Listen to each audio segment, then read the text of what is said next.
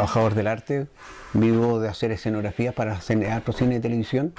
Hoy día estamos trabajando en un largometraje, después viene una serie de televisión que se llama El Cobre, y después viene una con Alejandro Jodorowsky, que es con eso de lo que yo mantengo un taller y vivo, y trabajo con gente, con maestros. Pero por sobre todo digo trabajador del arte porque también soy muralista, o grabador, etc. O sea, que es, digamos, una especie de bipolaridad con respecto, digamos, al sentido de que con una cosa vivo y para esto otro que es mi razón de vivir, que tiene que ver con los murales callejeros, que tiene que ver con el grabado, con los talleres y con el arte popular. O sea, esa es mi forma de vivir, digamos. ¿Ya? Yo soy del Curicó, nací en Curicó, hace 65 años, tengo 65 años. Soy hijo de un obrero que era empleado de obras sanitarias, antiguo militante comunista. Estuvo relegado un año con Elías Laferti en la isla de Pascua en un periodo fuerte del primer periodo de Ibáñez. Después la clandestinidad, o sea, vengo de escuela de militante, y mi madre es hija de campesino y mi relación ahí viene con el campo, de la zona de Colchagua, o sea, entonces ese es mi lugar de nacimiento. Mi llegada a Santiago tiene que ver con la típica inmigración del campesino o de la gente del campo a la ciudad, a buscar nuevos horizontes, pero además en mi familia éramos 8 hermanos, o sea, llegó un momento dado en que también cómo podemos educar a 8 hermanos en una familia de obreros, digamos, pobre y limitada. Entonces, por lo tanto, muchas veces repartían los hijos dentro de la familia para ayudarse. Existía mucha solidaridad familiar. Y así llegué a Santiago. Posteriormente, después otros hermanos me fueron siguiendo y ahora hay como 4 o 5 en Santiago. O sea, es el típico crecimiento de las urbes grandes, porque la única forma de educar o de buscar encontrar oportunidades de trabajo. Acá vine a estudiar en la Escuela Experimental de Educación Artística, y ahí me desarrollé. Mi profesor importantísimo que me marcó mucho fue Fernando Marcos, uno de los pintores muralistas que aún vive, tiene como unos 90 y tantos años. Él trabajó con Diego Rivera, con Siqueiro. Entonces, por lo tanto, ahí viene un poco la escuela, que fue el director de la Experimental Artística, la escuela, o mi relación con el mural. Pero también mi relación con el mural tiene que ver con la cosa política, o sea, con el trabajo social. O sea, el mural era un medio de comunicación en los muros, especialmente cuando se formaron las brigadas Ramón Parra, que tiene que ver con el movimiento social y el ascenso del movimiento social en su madurez, el movimiento social, con la llegada al gobierno popular de Salvador Allende.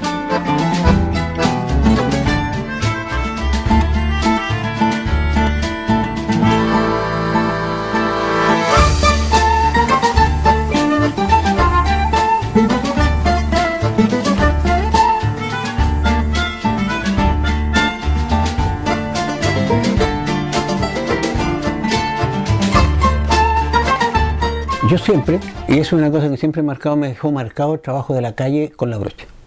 Porque los viejos, especialmente en Curicó, cuando yo era chico, salían con los hijos.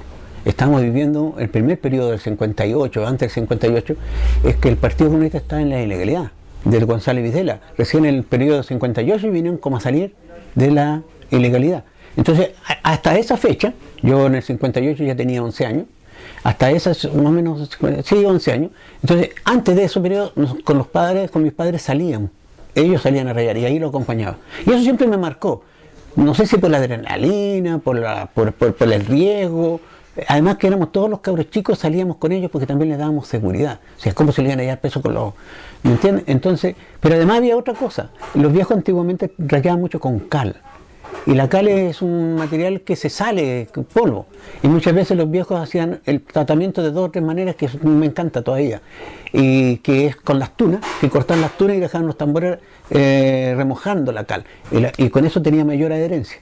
Pero también sucedía que de repente pintando en la calle se le acababa la pintura y todos los cabros chicos estábamos haciendo pichí, orinando, digamos, dentro de estos tarros, porque las cristalizaba también, la orina también cristalizaba. O sea, y eso es una cosa que hoy día ya no se usa. Hoy día existen muchas calidades y marcas de pintura, pero el origen real en la calle era la tierra de color, era la brocha, pero una brocha ancha, así como los pincelotes que yo tengo acá. Ahora, eso me marcó para siempre. ¿En qué sentido? En el ocupar el espacio público. Y en el trabajo de la adrenalina, en esa cosa clandestina, en esa cosa como ilegal, en esa cosa que había que como romper el cerco. Y eso es en el fondo, la calle es una escuela.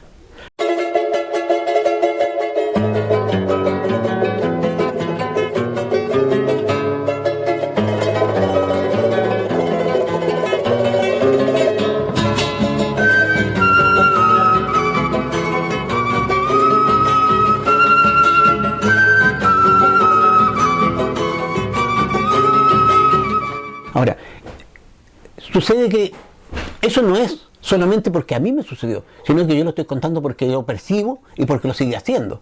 Pero resulta que era un lenguaje nacional e internacional de las fuerzas populares, porque hay un problema permanente, incluso hasta hoy día, que los medios de comunicación nunca han estado en manos de las fuerzas progresistas o de las fuerzas de izquierda. Siempre han estado ellos tentados y ha sido por el poder económico.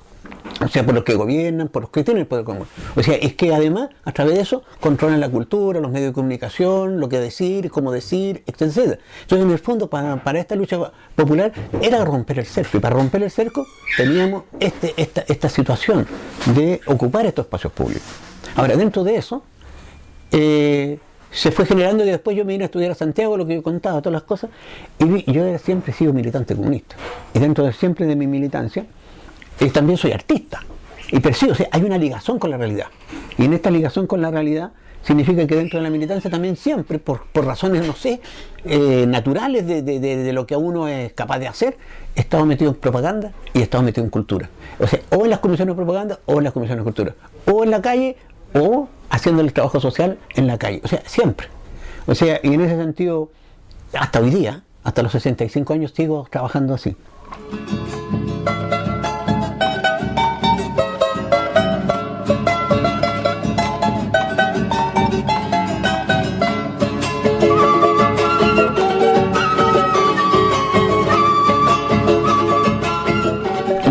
El mural también cuenta los sueños, cuenta, o sea, es parte de la bitácora, ahí es cuando yo digo, el muro vive, el muro vive. ¿Por qué? Porque nace también con la vida, nace con las necesidades, con esos anhelos, con esos sueños. Entonces, y también con las frustraciones, ¿me entiendes? O con las derrotas. Pero aquí es donde se contrapone, es una en contra de la cultura hegemónica, en contra de esa cultura que tiene el dominio económico, que tiene el dominio de las comunicaciones. Eso está hoy día en el corazón de la población y se mantiene en el corazón de la población. Si uno va a las poblaciones populares, digamos, Legua, Victoria, Villa Francia y otras poblaciones, se va a encontrar con murales. Y murales hechos por esta gente, por la población, en el estilo que hay. O sea, en el fondo se expandió, es parte ya de nuestro lenguaje. Ahora, es muy importante esto, ¿por qué? Porque tiene que ver con la autoestima social. O sea, cuando, por ejemplo, durante la dictadura, hasta los 80, del 73 hasta los 80, en los 80, 82 empiezan las protestas. Pero cada vez que habían las protestas también se pintaban murales. Y surgían y aparecían en las poblaciones estos murales. Dime que no era importante que en medio de la clandestinidad y la dictadura aparecieran las imágenes que eran censuradas. Y aparecían en esos momentos de la confrontación, en cuando estábamos cercados por la represión. Entonces, pero así todo, ahí se hacía. Y empezaron y surgieron muchas brigadas, con distintos nombres, con distintos estilos, pero es una forma de ocupar el espacio público, con imágenes. O sea, hay una creatividad popular.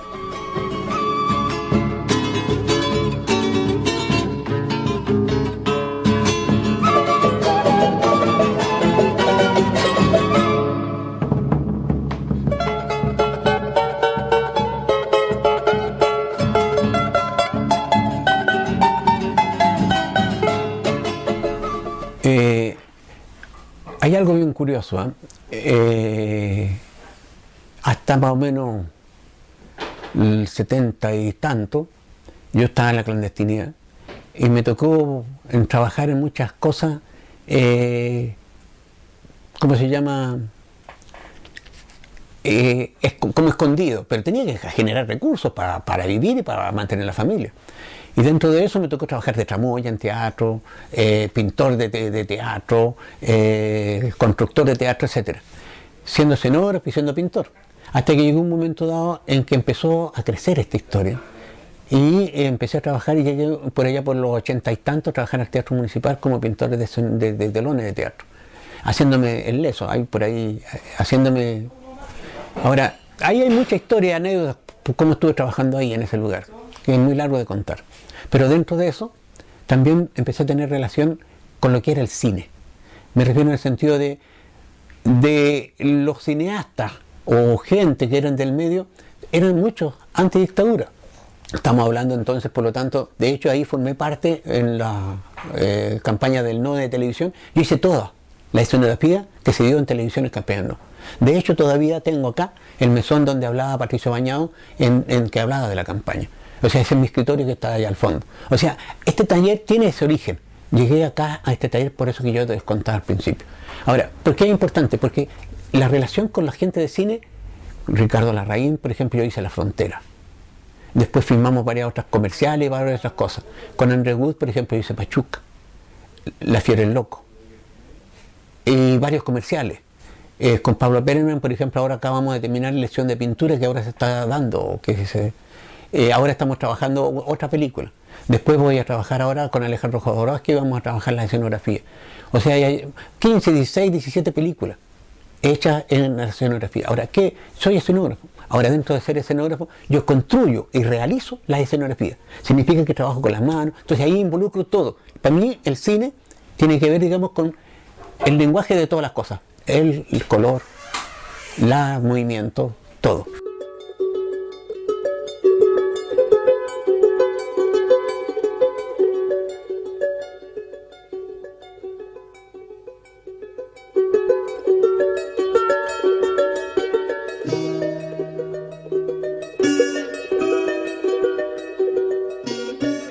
Fue un dilema el que si se pintaba o no pintaba. Me explico. Me llegó una invitación del presidente de la Asociación Chilena de Seguridad, que en ese tiempo estaba vivo, don Eugenio Ehrman. Don Eugenio Ehrman era gran admirador de Venturelli y amigo de Venturelli, y coleccionista de las obras de Venturelli, de Pedro Lobo, etcétera, etcétera.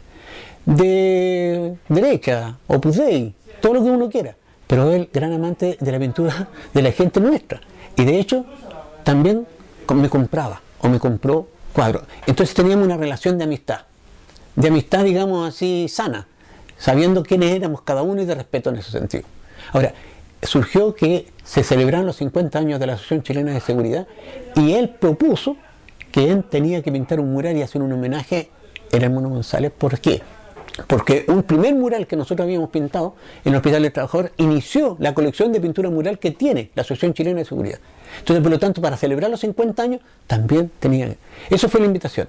Ahora, el dilema estaba en que lo que uno hace en la calle es efímero, es contingente, social, etc., ahí iba a permanecer. Eso es un punto a favor en el sentido de que uno muere, pero también deja testimonio, y el testimonio ahí va a quedar. Entonces, por lo tanto, eso es importante. Pero también entraba en un lenguaje que perdía la impronta de lo que es la calle.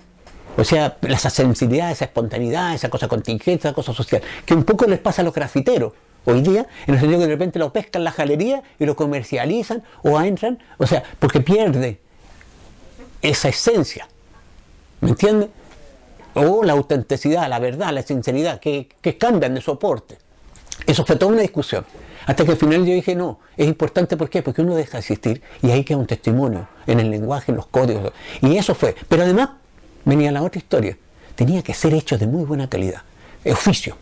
O sea, esto de la calle, que muchos dicen, como nos pasaba en la época de la dictadura, que la reacción decía que no sabían pintar, que eran terroristas, que eran delincuentes, que eran... Entonces, no, acá era también darle una lección. Después de tantos años de pasar por la dictadura, la clandestinidad, todas las cosas, que quedara ese registrado y de esa calidad. Entonces, dentro de todo eso, realizamos ese mural y no lo hice solo. Puede ser el boceto mío, puede ser el nombre mío, puede ser, pero ahí se formó un grupo. Y un grupo, y aquí viene lo importante, yo nunca trabajo, por decir, trabajo siempre con jóvenes. ¿Por qué? Porque a la medida que uno va haciendo determinadas tareas, o escenografía de una película, o en pintura mural, etcétera, uno se puede morir, pero quedan jóvenes. Como una lección, porque también es parte como de una escuela o un taller, o sea, es didáctico, o sea, también es un proceso didáctico de enseñanza, de descubrimiento y de aprendizaje, porque además pasa otra cosa, los jóvenes también a uno lo nutren en las preocupaciones, en los anhelos y en esto que conversamos delante, ese vacío histórico que dejó la dictadura, muchas veces los jóvenes tienen una fuente directa como para conversar, dialogar y ahí practicar, y eso fue un ejercicio, lo que hicimos con el mural del metro.